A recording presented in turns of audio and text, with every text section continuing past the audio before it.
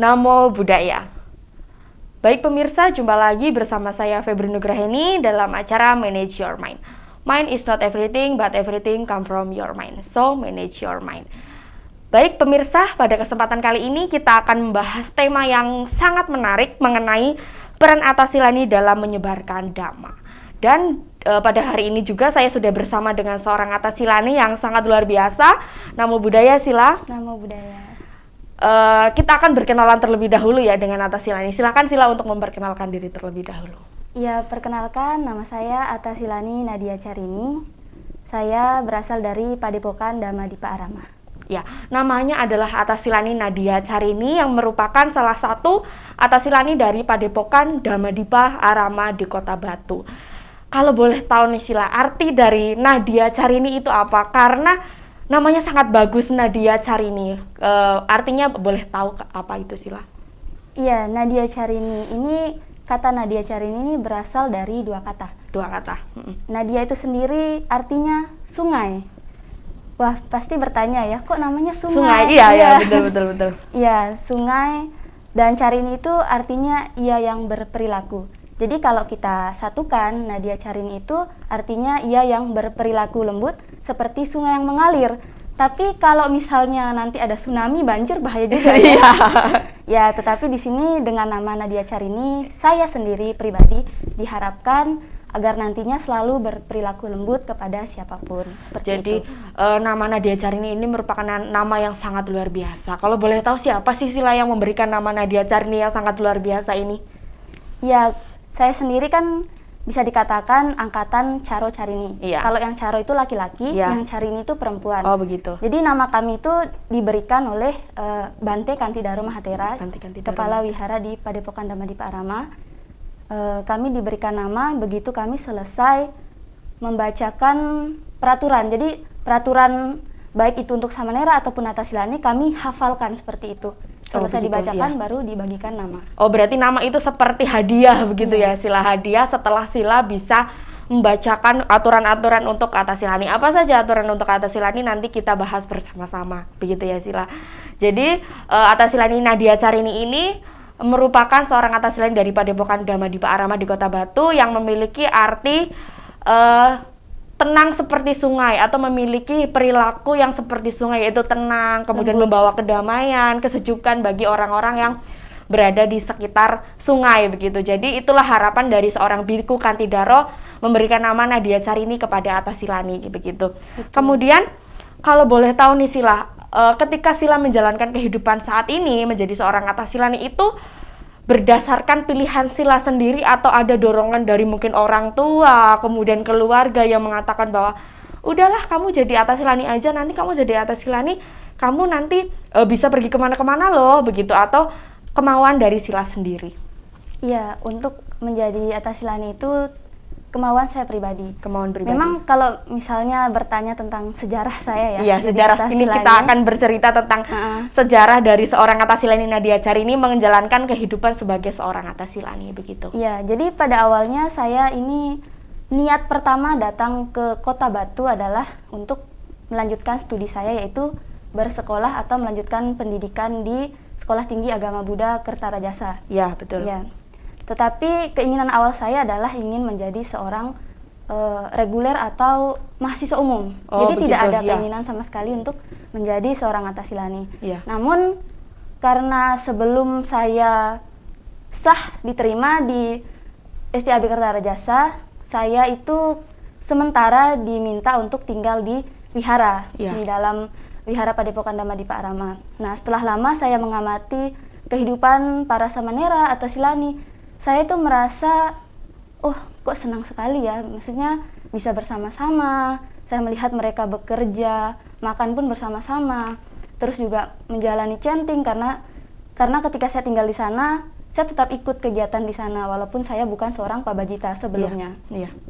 Nah, disitulah saya membulatkan tekad untuk menjadi seorang Atasilani, dan itu benar-benar pure murni dari keinginan saya sendiri. Jadi seperti mendapat sebuah panggilan dari hati begitu ya Sila, mendapatkan panggilan dari hati ketika seorang Atasilani Nadia Carini ini mengamati kehidupan dari seorang samana, yaitu Atasilani dan Samanera di Padepokan Damandipa Arama yang setiap harinya menjalankan rutinitas yang positif begitu ya Sila, dari mungkin bangun tidur sampai tidur lagi begitu. Tadi ada mengatakan bahwa ada chanting atau puja bakti ya Sila ya, dari pagi mungkin ada, kemudian malam hari ada atau tidak Sila? Iya, ada.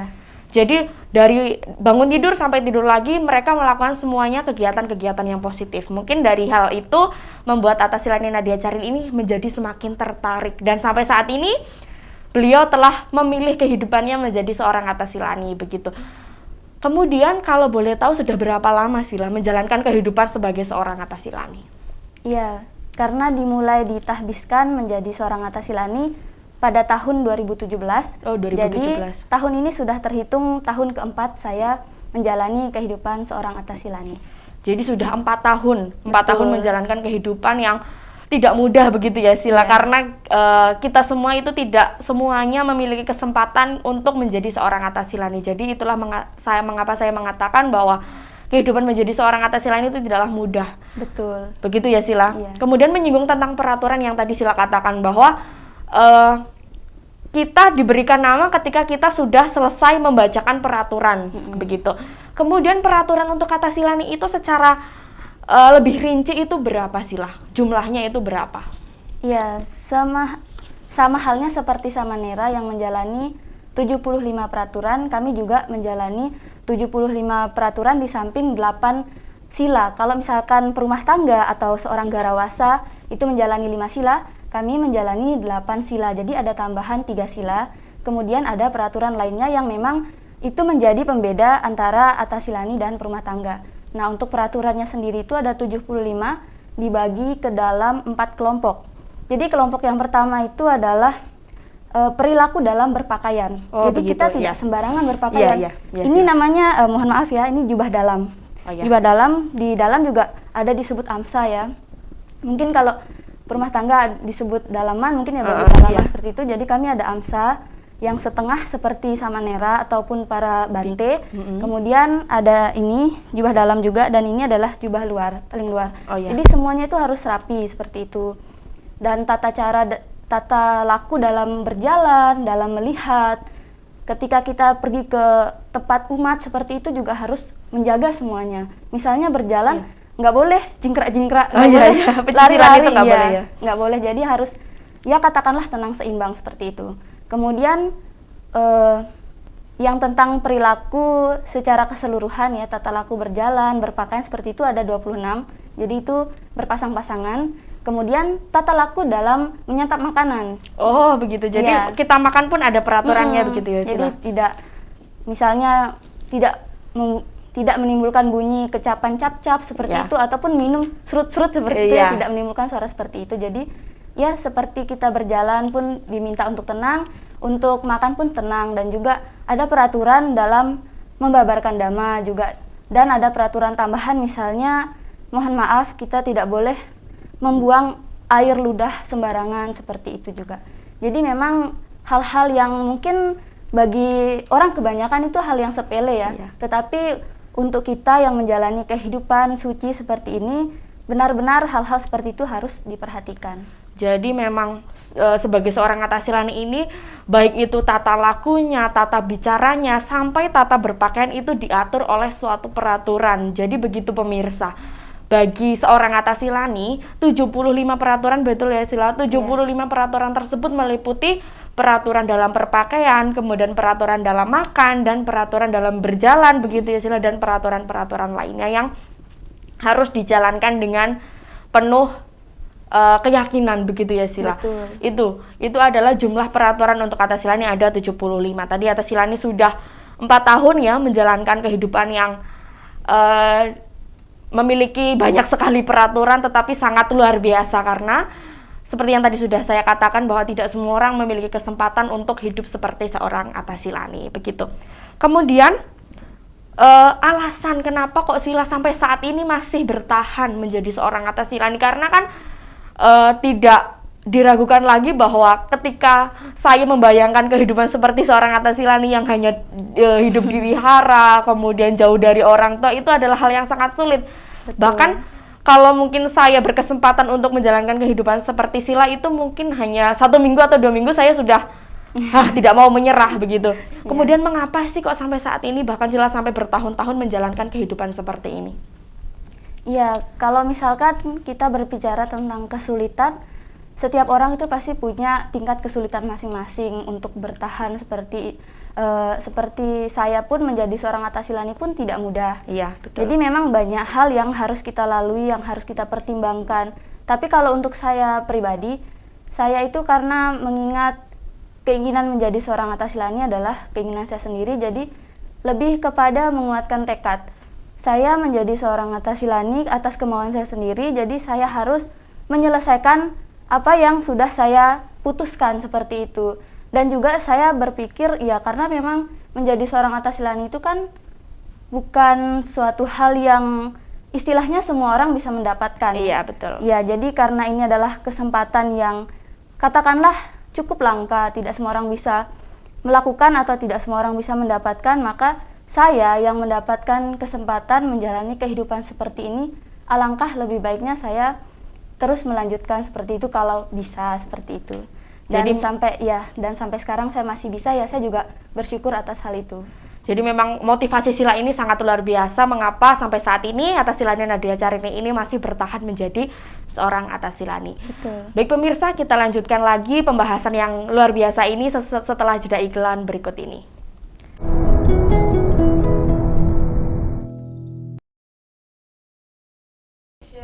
Baik pemirsa, jumpa lagi dalam acara Manage Your Mind. Mind is not everything, but everything come from your mind. So, manage your mind.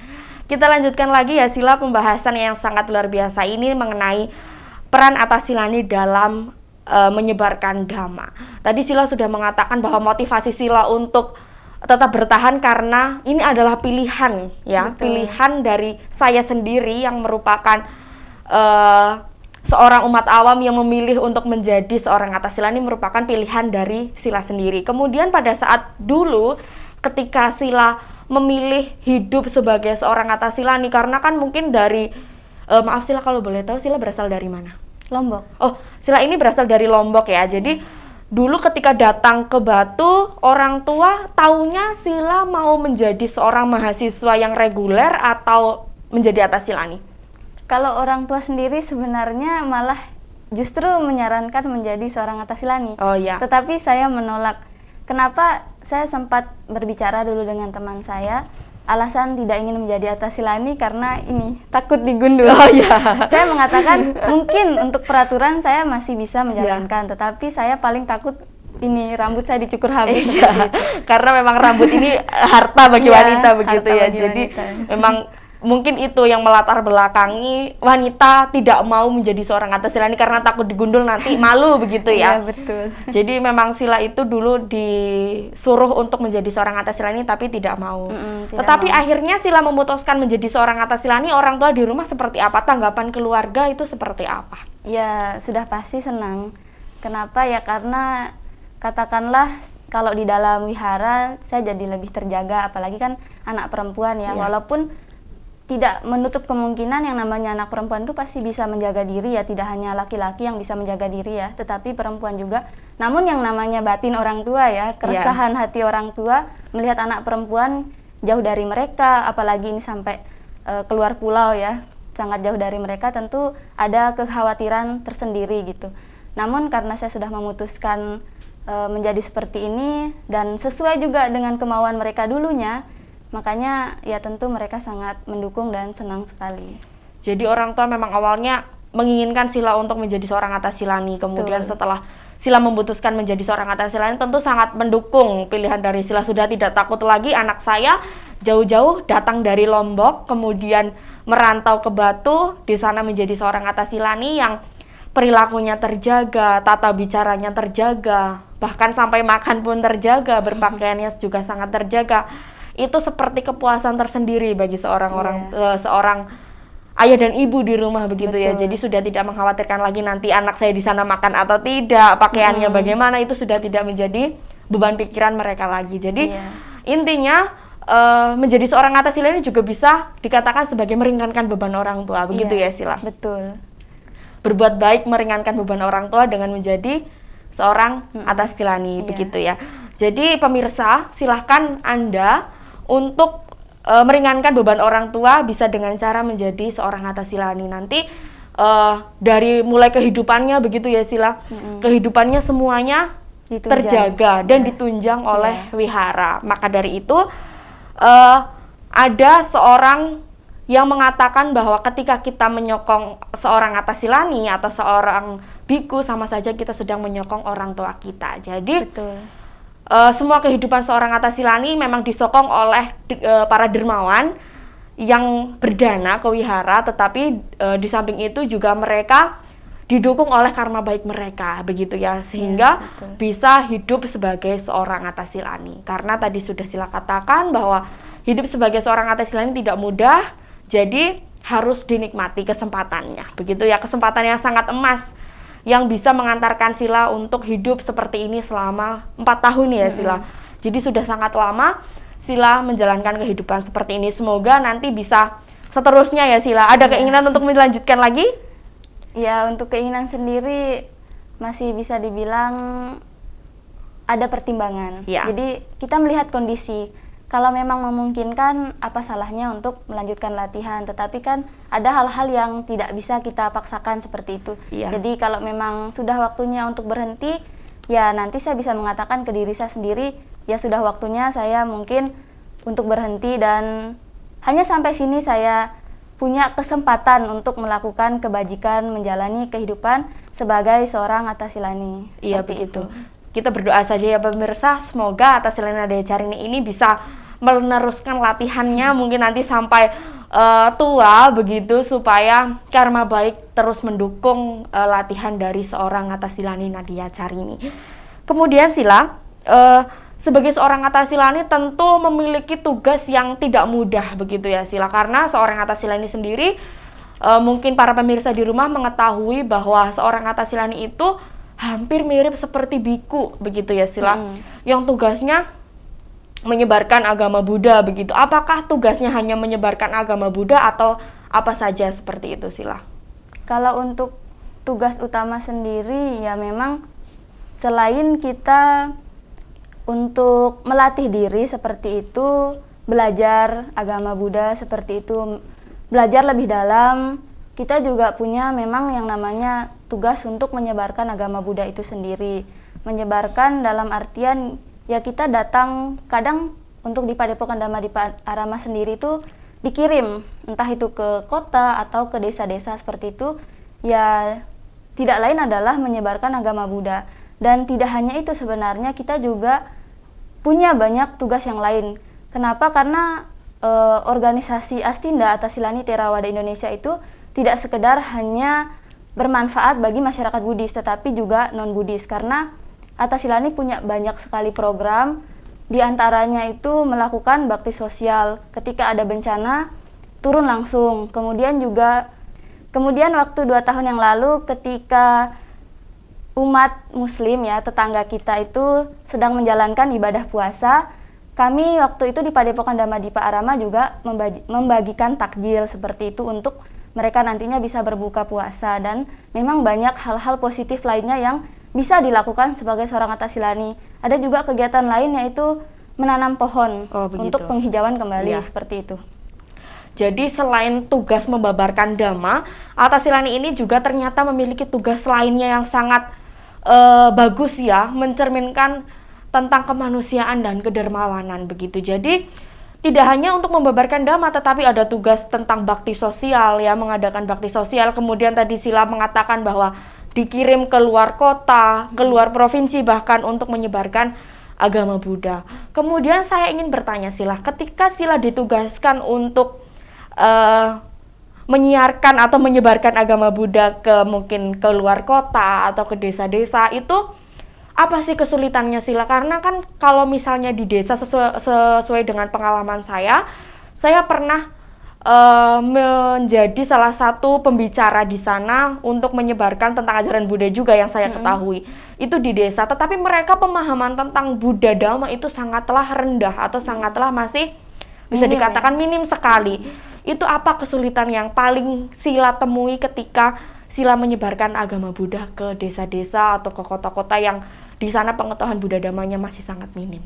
Iya, sebenarnya hal mendasar yang perlu kita atasi ya, kesulitan yang paling dialami itu adalah menyesuaikan diri. Ya. Jadi misalnya ketika kita terbiasa hidup di kota misalnya ya, seperti sekarang kan di Kota Batu gitu, terus dipindahkan ke tempat yang sangat pelosok ya, walaupun sebenarnya saya sendiri juga dari desa ya, dipindahkan ke pelosok atau katakanlah tempat baru, pasti kita harus menyesuaikan diri lagi. Kita menyesuaikan kehidupan kita dengan umat di sana. Apalagi tadi Mbak Heni ya sempat mengatakan misalnya di sana ada umat Buddha yang pengetahuan dhammanya minim sekali. Jadi itu memang tantangan terbesar kita, bagaimana kita mengajarkan, karena kita tahu bahwa ajaran Buddha itu sangat dalam, sangat luas. Jadi bagaimana kita belajar dengan baik, kita memahami dhamma itu sendiri, baru kita menyebarkan ajaran Sang Buddha dengan cara yang sederhana. Jadi tidak perlu kita mengatakan dalam suta ini, dalam Abhidhamma ini, tidak perlu ya. Kalau misalkan memang basicnya mereka belum benar-benar tahu ajaran Buddha seperti itu, kita bisa mengajarkan tentang berdana, apa itu sila, seperti itu. Jadi kita bisa memulai dari hal-hal yang mendasar. Jadi menyesuaikan tentang pengetahuan dari orang-orang yang ada di desa tersebut begitu, atau di kota tersebut. Jadi bagi pemirsa yang mungkin di wiharanya tempat tinggal itu masih jarang sekali dikunjungi oleh Atasilani, jangan minder, karena zaman sekarang belajar dhamma tidak harus berasal dari biku atau Atasilani yang datang ke sana, tetapi bisa dari mana saja, bisa dari membaca buku, kemudian bisa mengakses dari YouTube dan hal-hal lainnya yang bermanfaat. Begitu ya Sila. Jadi silahkan untuk perkaya pemahaman pengetahuan tentang Buddha Dhamma melewati aplikasi, kemudian melalui website dan hal-hal apapun yang bermanfaat, begitu ya Sila. Iya, betul. Dan memang ketika kita berada di suatu tempat, tantangan terbesar adalah menyesuaikan diri, begitu, beradaptasi dengan lingkungan masyarakat yang sama sekali belum kita ketahui. Itu menjadi salah satu tantangan terberat bagi seorang Atasilani, begitu. Iya, betul. Jadi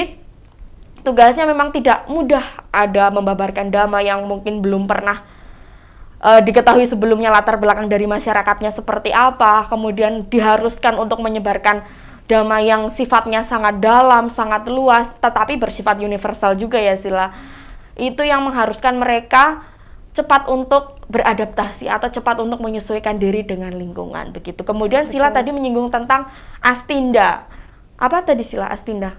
Atasilani Theravada Indonesia. Atasilani Theravada Indonesia itu semacam organisasi, begitu ya Sila? Yang mewadahi. Organisasi yang mewadahi perkumpulan para Atasilani di Indonesia. Jadi dengan adanya organisasi tersebut diharapkan nanti ada suatu wadah yang menjadikan Atasilani menjadi semakin berkembang dalam menjalankan tugas-tugasnya. Baik pemirsa, menarik sekali pembahasan hari ini tentang peran Atasilani dalam menyebarkan dhamma. Jadi pemirsa tetap bersama kami setelah jeda iklan berikut ini.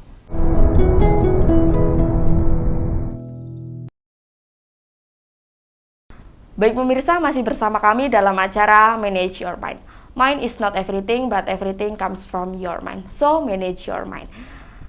Sila, nah di acara ini kita lanjutkan lagi mengenai tadi Sila mengatakan bahwa ada Astinda yang mewadahi semua kegiatan-kegiatan positif dari seorang Atasilani. Betul. Yang nantinya mengharapkan bahwa dengan kehadiran Astinda bisa meluaskan kiprah dari seorang Atasilani dalam membabarkan dhamma, begitu ya Sila. Itu kurang lebih tujuan adanya Astinda, begitu ya Sila. Kemudian selanjutnya saya ingin bertanya tentang manfaat yang dirasakan oleh Sila. Mungkin manfaat yang benar-benar terasa, karena kan dulu Sila kan menjalankan kehidupan sebagai seorang berumah tangga, begitu sama seperti saya. Kemudian dalam waktu yang mungkin singkat sekali memutuskan untuk menjadi seorang Atasilani. Tentu ada beberapa perubahan yang terasa di dalam diri. Itu manfaatnya seperti apa? Apa membawa hal-hal yang positif atau membawa hal-hal yang negatif? Silakan Sila. Iya, jadi untuk manfaat sendiri ya, untuk saya pribadi, tentunya untuk menjadi seorang Atasilani ini, saya mendapatkan manfaat yang positif ya.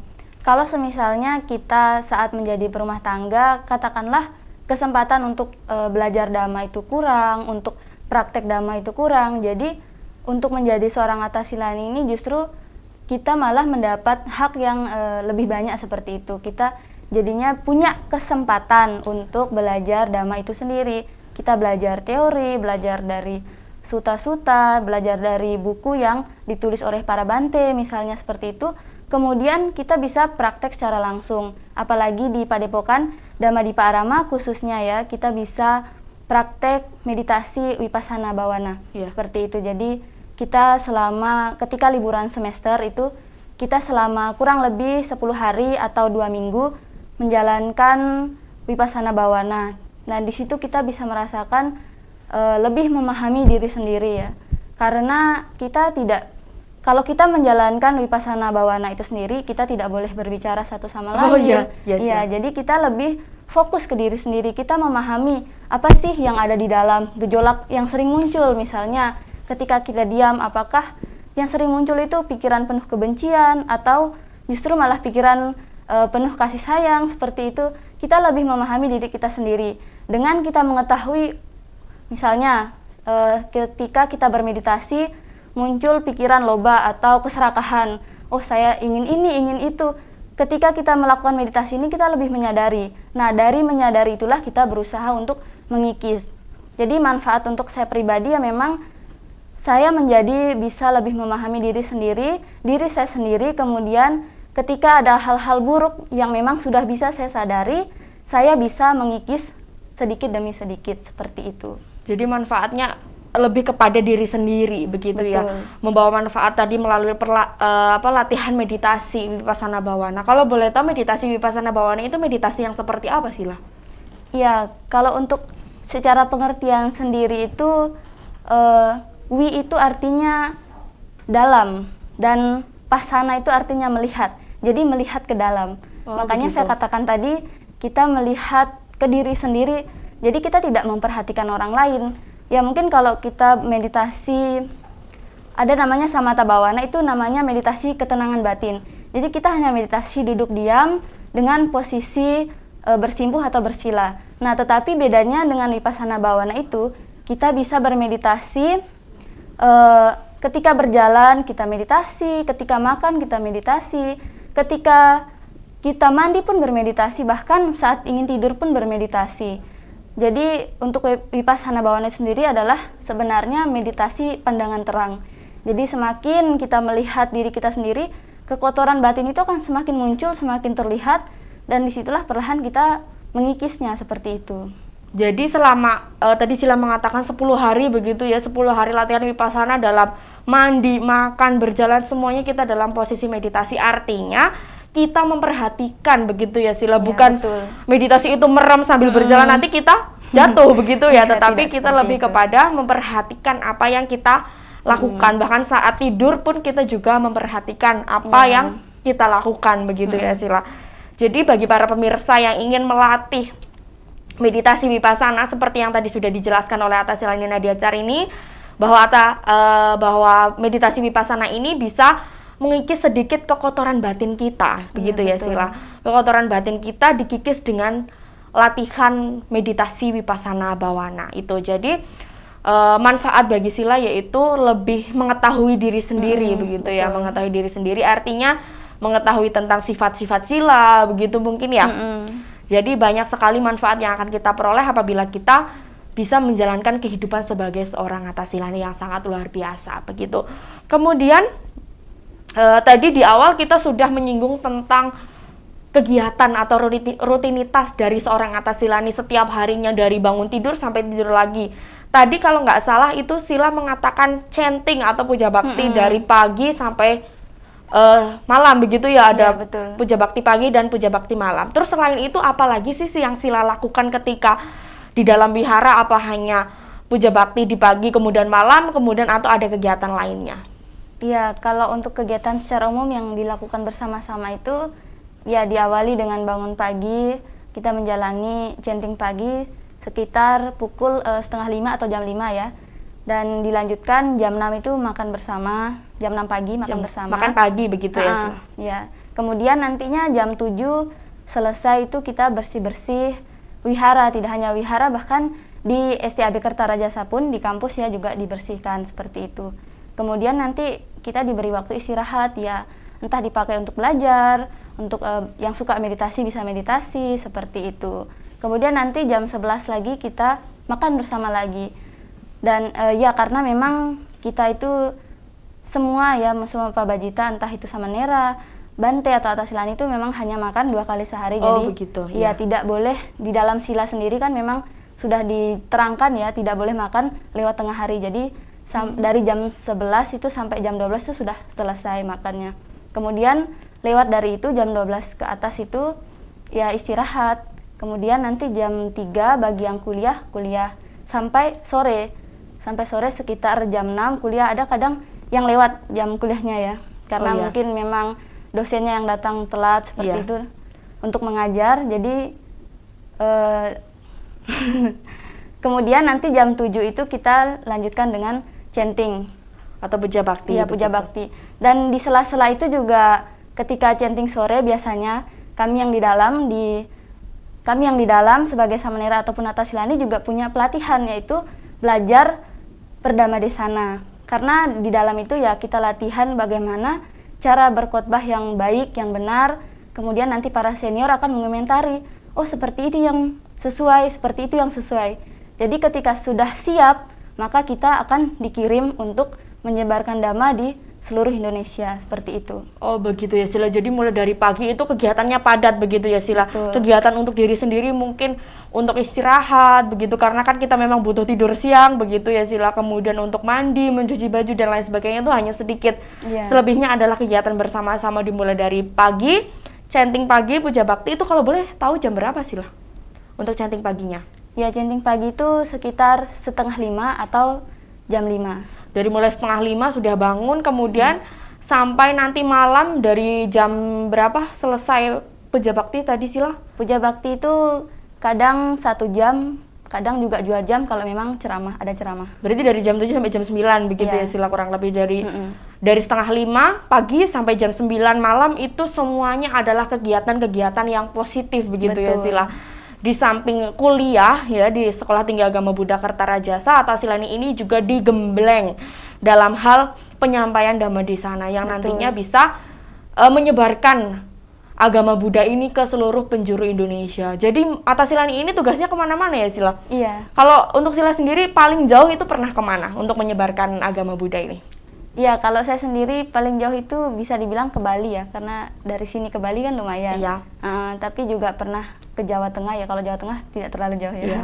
Jadi memang fungsinya ada Atasilani ini adalah untuk membantu para biku menyebarkan agama Buddha begitu. Betul. Ya, ke Bali, ke Jawa Tengah, ke mungkin Nusa Tenggara Barat, Nusa Tenggara Timur ya, yang ada umat Buddhanya begitu. Kemudian menurut Sila, hak dan kewajiban yang Sila lakukan dan Sila terima sebagai seorang Atasilani itu seperti apa? Begitu. Jadi hak yang harus Sila dapatkan dan kewajiban yang harus Sila lakukan itu apa saja? Iya, sepertinya tadi saya sudah sedikit menyinggung tentang hak ya.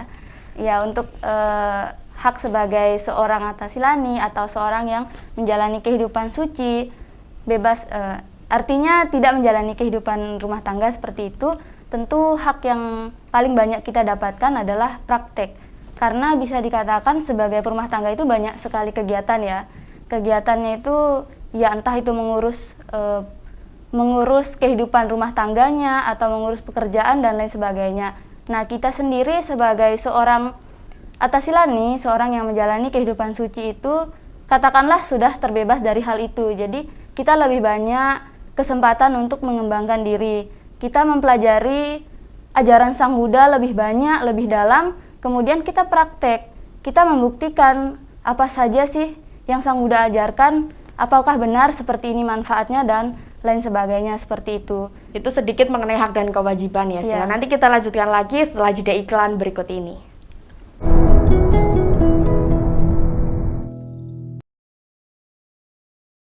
Baik pemirsa, kembali lagi bersama kami dalam acara Manage Your Mind. Mind is not everything, but everything comes from your mind. So, manage your mind. Kita masih bersama dengan narasumber yang luar biasa, yaitu Atasilani Nadia Carini, yang tadi menjelaskan tentang hak dan kewajiban sebagai seorang Atasilani. Tadi Sila sudah menjelaskan tentang haknya ya? Iya. Kemudian kita lanjutkan lagi mengenai kewajiban. Jadi kewajiban sebagai seorang atasilani itu apa saja menurut Sila begitu? Ya, kewajiban sebagai seorang atasilani karena kita sudah mendapatkan hak seperti itu ya, mendapatkan hak belajar dhamma untuk diri sendiri, ya kita tidak boleh egois, hanya memendam itu untuk diri sendiri ya. Tetapi juga kita punya kewajiban untuk menyebarkan agama Buddha. Karena memang lahirnya Astinda itu ya untuk membantu atau mengembangkan ajaran Buddha itu sendiri khususnya di Indonesia. Jadi dengan adanya Atasilani, agama Buddha itu diharapkan semakin dikenal, semakin berkembang dan semakin lestari seperti itu. Dan di sisi lain juga ya agar orang tahu Atasilani itu siapa. Karena memang kebanyakan agama Buddha di Indonesia ya khususnya Theravada masih banyak yang mengetahui adanya hanya Bante ataupun Samanera. Ya, betul. Jadi karena memang ya kita baru ya seperti itu. Jadi ya kita punya kewajiban untuk menyebarkan agama Buddha dan membantu agama Buddha lestari di Indonesia. Jadi kalau boleh tahu nih Sila, berapa sih jumlah Atasilani dalam tadi organisasi Astinda yang sudah Sila katakan? Jumlahnya itu berapa? Kenapa kok Sila bisa begitu yakin dengan adanya Atasilani bisa membantu penyebaran agama Buddha? Begitu Sila. Ya, kalau dikatakan jumlah ya memang dari para Bante seperti itu ataupun gabungan Bante dan Samanera ya jumlah kami masih minim, masih jauh di bawah mereka. Ya diperkirakan masih di bawah 100. Tetapi kan dengan adanya niat dan tujuan yang baik untuk menyebarkan agama Buddha, katakanlah ketika kita melakukan Dhamma Desana atau menyebarkan agama Buddha, kita hanya seorang diri. Tetapi nanti yang mendengarkan 10, 20, itu secara tidak langsung satu orang itu sudah membantu menyebarkan Dhamma ke puluhan orang. Ya apalagi nanti 2 orang menyebarkan Dhamma, 3 orang dan seterusnya seperti itu. Jadi dengan adanya Astinda ini berharap semoga agama Buddha tetap lestari. Dan bagi pemirsa yang ingin ikut melestarikan ajaran Buddha atau ajaran Dhamma yang diajarkan oleh Sang Buddha bisa juga dengan menjadi seorang Atasilani. Kalaupun tidak menjadi seorang Atasilani bisa membantu dengan menyebarluaskan dari mulut ke mulut begitu ya Sila. Jadi banyak sekali tugas dari seorang Atasilani, tidak hanya sebagai seorang Atasilani tetapi juga bertugas menyebarkan Dhamma dan kegiatan-kegiatan positif yang lainnya begitu.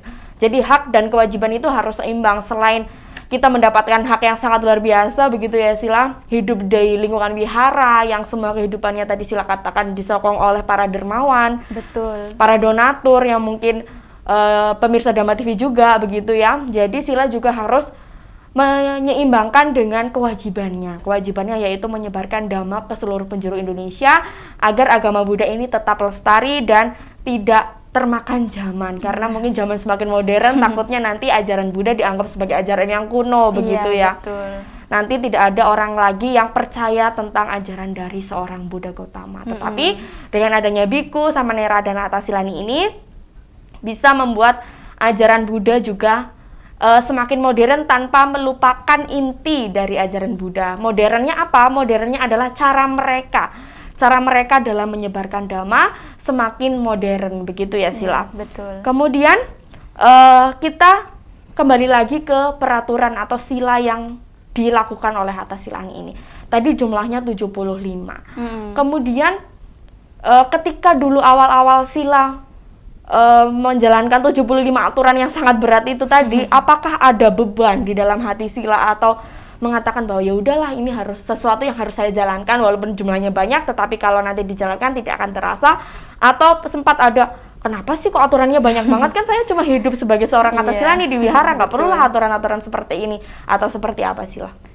Kalau dikatakan beban karena kita terbiasa saat menjadi perumah tangga pakaiannya gonta-ganti, terus tasnya juga mungkin gonta-ganti, nata rambut atau model rambut mau digimanain sesuka hati ya. Tetapi begitu kita menjadi seorang Atasilani ya, perempuan yang menjadi seorang Atasilani, rambutnya dicukur habis, pakaiannya pun ya hanya putih terus seperti ini ya. Mungkin orang kalau sering melihat kok nggak pernah ganti baju ya sih, padahal sering ganti karena cuma memang warna dan modelnya saja yang sama ya. Jadi seperti itu dikatakan beban ya, boleh dikatakan beban karena belum terbiasa.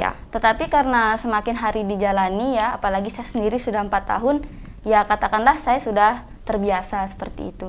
Jadi walaupun aturannya berjumlah 75, apabila dijalankan dengan penuh keyakinan, dengan penuh rasa tanggung jawab, semuanya akan terasa mudah begitu ya. Betul. Jadi pemirsa, mengapa kok kita harus menjalankan aturan itu dengan penuh rasa tanggung jawab? Karena Atasilani saja yang menjalankan 75 aturan tidak pernah merasa hal itu sebagai beban. Kita yang sebagai umat awam seperti saya dan seperti Anda di rumah harus menjalankan Pancasila Buddhis atau 5 aturan dengan penuh tanggung jawab juga. Hanya sedikit, hanya 5. Berbeda 70 aturan dengan seorang Atasilani. Bedanya sangat banyak. Atasilani saja bisa, kita yang sebagai umat awam juga harus bisa menjalankan ke 5 aturan atau Pancasila Buddhis ini dengan baik, tanpa aturan tambahan yang berjumlah 70, 80 begitu ya Sila. Iya, betul. Kemudian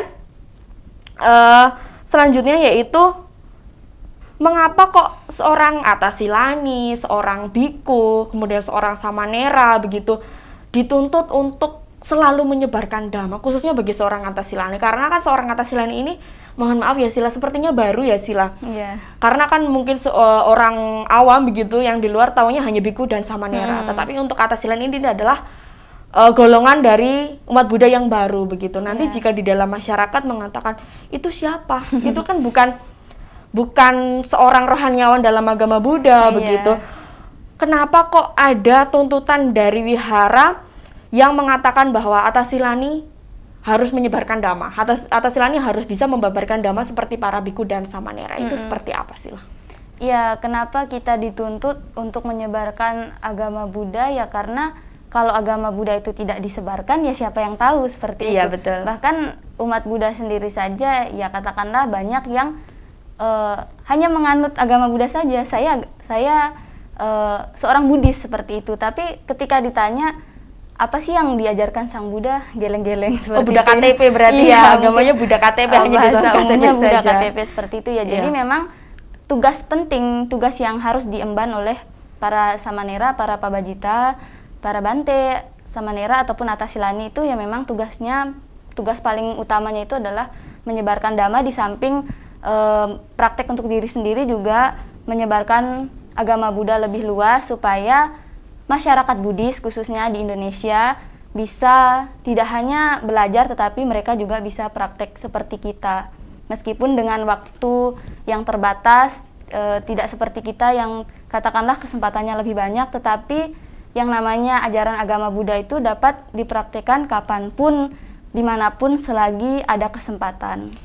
Jadi memang itu seperti suatu keharusan begitu ya Sila, membantu para bante dan samanera untuk menyebarkan agama Buddha. Karena seperti yang tadi Sila sudah katakan, jika bukan saya yang menyebarkan, nanti agama Buddha hilang. Ya, kelestariannya nanti bisa hilang. Itulah yang menyebabkan Atasilani ini memiliki sebuah tanggung jawab besar yang ada di dirinya untuk menyebarkan agama Buddha supaya agama Buddha tetap lestari dan orang-orang yang mungkin hanya mengetahui tentang agama Buddha itu adalah agama yang berasal dari India, mungkin hanya begitu saja ya. Lebih mengetahui tentang apa sih inti dari ajaran dari Sang Buddha begitu. Kemudian saya ingin bertanya Sila mengenai inti dari ajaran Buddha. Untuk pemirsa yang belum tahu inti dari ajaran Buddha itu apa Sila? Iya, kalau orang kebanyakan mengetahui itu ajaran Buddha itu hanya mengajarkan tentang penderitaan. Ya, padahal memang benar Buddha itu mengajarkan tentang penderitaan, tetapi ada yang diajarkan di samping itu adalah cara untuk mengatasi penderitaan itu sendiri. Kalau dibandingkan dengan ajaran tentang penderitaan, sebenarnya Buddha itu lebih mengajarkan tentang ajaran kebenaran atau realitas. Misalnya kita hidup sebagai manusia atau sebagai makhluk hidup, suatu saat pasti akan mengalami kematian, dan itu yang akan menyebabkan seseorang menderita karena harus berpisah dengan orang yang dicintai seperti itu. Itu adalah penderitaan, tetapi itu adalah suatu ajaran yang realistis.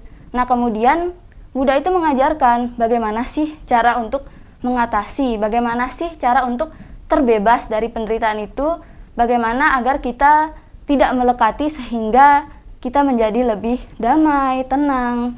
Kita bisa menerima realitas hidup yang sesungguhnya dengan hati yang lapang seperti itu. Jadi memang ajaran Buddha ini sangat luar biasa begitu ya Sila. Begitu juga dengan Atasilani Nadia Carini ini.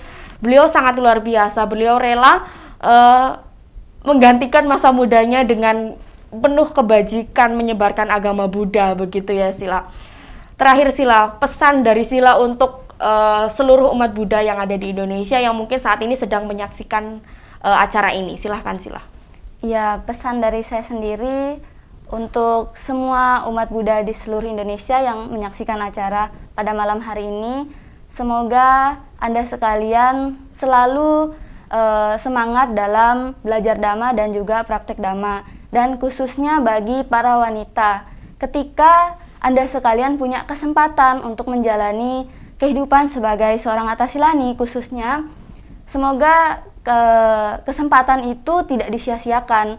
Sama halnya seperti sebuah kebajikan. Misalnya hari ini kita punya kesempatan untuk berdana, harus dilakukan kalau ada kesempatan, jangan menunda. Karena yang namanya kesempatan itu jarang sekali ada yang datang 2 kali. Karena kalau misalkan berpikir, saya tidak mau jadi atasilani karena saya tidak mau selamanya. Padahal tidak. Iya. Bisa menjalani latihan 1 hari, 2 hari, 3 hari bisa. Asal ada niat dan ketika menjalankan itu ada ketulusan, maka kebajikan yang akan diterima pun akan berdampak besar nantinya. Seperti itu. Jadi untuk pemirsa Dhamma TV dimanapun Anda berada, pesan dari Atasilani Nadia Carini ini sangat luar biasa yang menyadarkan kita bahwa sebagai seorang atasilani itu memang sangat luar biasa begitu ya. Di samping ia melakukan suatu kebajikan menyebarkan Dhamma, tetapi juga ada manfaat yang diperoleh terlebih lagi untuk diri sendiri, yaitu lebih mungkin batinnya lebih stabil, mungkin dulunya suka marah-marah, kemudian emosinya menjadi lebih stabil lagi begitu. Betul. Dan manfaat-manfaat baik lainnya. Baik pemirsa, demikian tadi pembahasan yang sangat menarik mengenai peran atasilani dalam menyebarkan Dhamma. Semoga apa yang kita bahas hari ini bisa membawa perubahan terhadap kelestarian Buddha Dhamma di Indonesia khususnya. Dan semoga harapan kita semua, ajaran agama Buddha ini bisa diterima di semua golongan masyarakat, baik itu dari usia muda sampai usia tua. Dan semoga ajaran agama Buddha tetap lestari. Saya Febri Nugraheni undur diri, dan jangan lupa tetap saksikan Manage Your Mind setiap hari Selasa pukul 7 malam hanya di Dhamma TV. Akhir kata dari saya, Sabesata Bhawantu Sukhitata, semoga semua makhluk hidup berbahagia. Sadu, sadu, sadu.